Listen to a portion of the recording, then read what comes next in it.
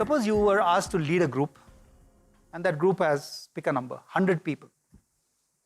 How many of those 100 people do you think be real champions, saying, we got to make this happen, completely charged up, coming to office every morning, really good?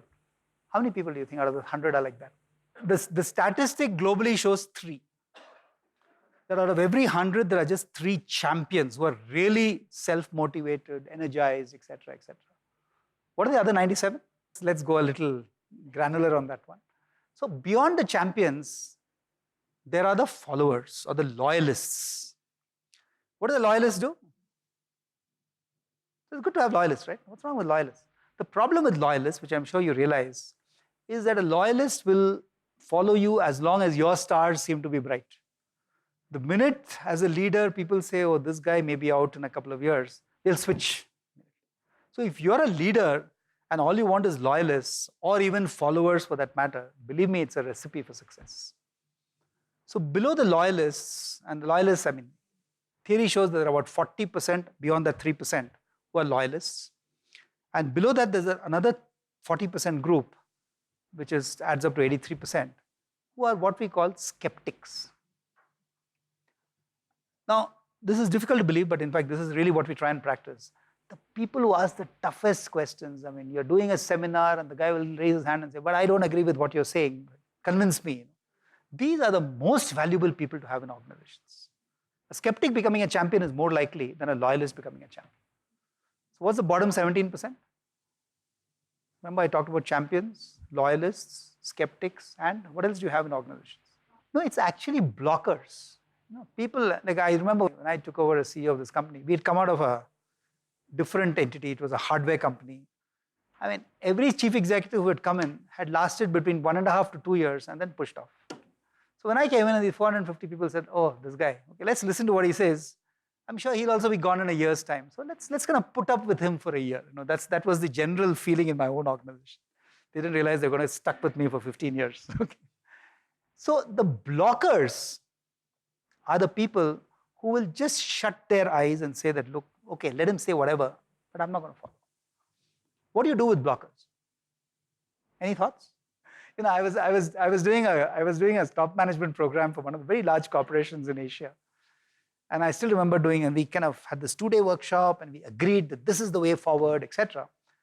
And just in the final tea break, the chairman of the company called me aside and said, look, can we have a private chat? I said, sure. He said, look, we have this very senior vice president who is part of this group and he will never implement anything we agree on. He might say it in the room, but he won't do it. So he says, can your transformation program kind of flow around this gentleman? So this is interesting. We have this big stone in the middle of the river and the whole river flows around. I said, you got to pluck that stone out.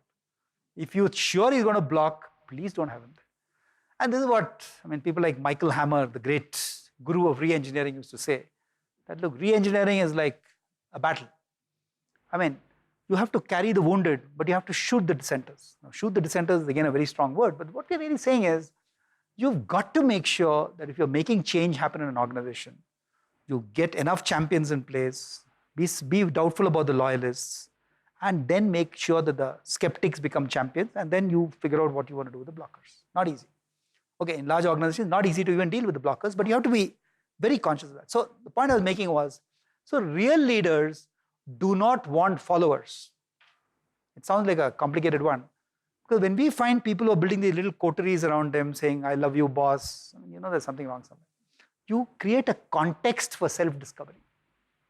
You make sure that every individual feels empowered, the word you used, and they can become leaders themselves. So building multiple leaders in an organization is, to my mind, what real leadership is all about.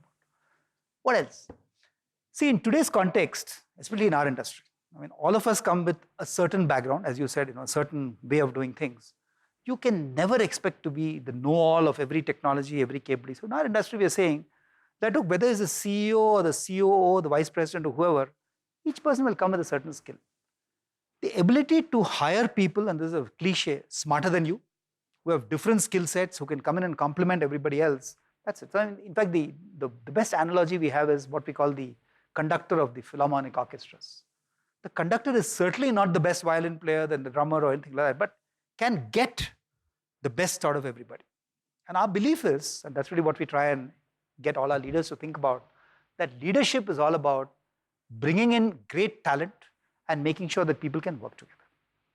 The third and last point on leadership is, I call them relationship gluttons. A leader has to build relationships everywhere.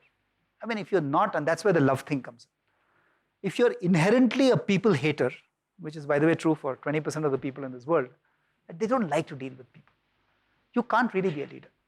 I mean, it's very difficult because you have to like people. Love is a strong word, but you have to like people to be able to lead them better.